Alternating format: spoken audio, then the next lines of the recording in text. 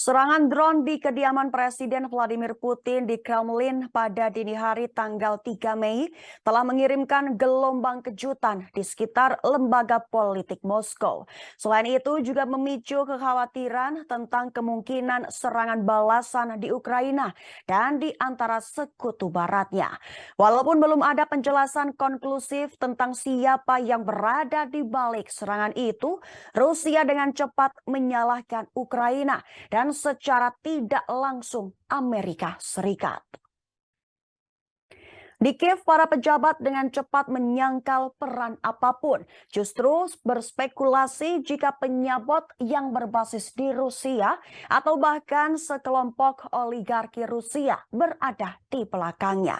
Tidak ada pihak yang menawarkan bukti substantif untuk mendukung klaimnya.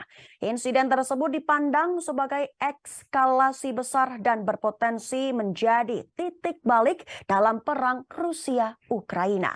Hingga memicu kekhawatiran bahwa Moskow dapat merespon dengan mengintensifkan serangan terhadap Kiev, termasuk markas besar pemerintah Ukraina, atau bahkan mengerahkan pasukan taktis rudal nuklir. Dan berita terbaru, Gedung Putih membalas dengan cepat dengan menyebut menggelikan. Mereka mengatakan jika Amerika Serikat tak ada hubungannya dengan serangan tersebut. Sementara itu, beberapa pengamat termasuk Institute of the Study of War menyatakan bahwa serangan itu sebenarnya adalah operasi bendera palsu yang dipentaskan oleh Kremlin. Hal itu dirancang sebagai dalih untuk mengumumkan mobilisasi penuh atau penutupan perbatasan negara. Yang lain berpendapat bahwa Moskow hanya mendapat sedikit keuntungan dari strategi semacam itu yang sangat memalukan bagi Putin. Tak lama setelah laporan ledakan drone di atas kubah Senat muncul, pejabat Rusia dan tokoh TV negara mulai menyerukan peperangan.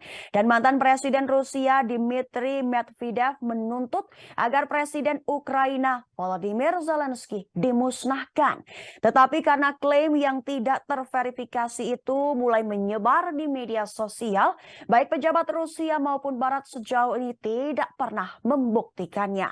Mungkin yang paling jelas desas-desus sensasional dan klaim yang tidak diverifikasi atas dugaan serangan balasan terhadap Ukraina sebagian besar telah gagal terwujud pada Kamis sore. Bahkan ketika Rusia melakukan serangan drone massal lainnya di Kiev dan wilayah lain, rentetan drone dan rudal sebagian besar telah menjadi rutinitas di ibu kota dan bagian lain Ukraina dalam beberapa pekan terakhir, yaitu berubah strategis bagi Rusia. Pada Kamis 4 Mei pagi, Komando mengatakan udara Ukraina melaporkan telah menembak jatuh 18 dari 24 amunisi yang berkeliaran tipe Syahid yang diluncurkan oleh Rusia dalam semalam.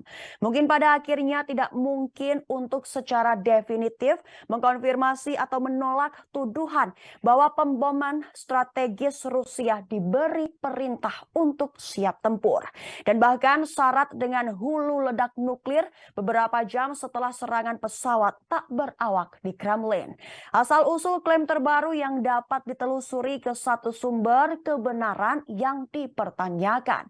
Bagaimanapun membutuhkan dosis skeptisisme yang besar bahwa sumber juga tidak menemukan bukti substantif atau menguatkan dukungan dari klaim tersebut.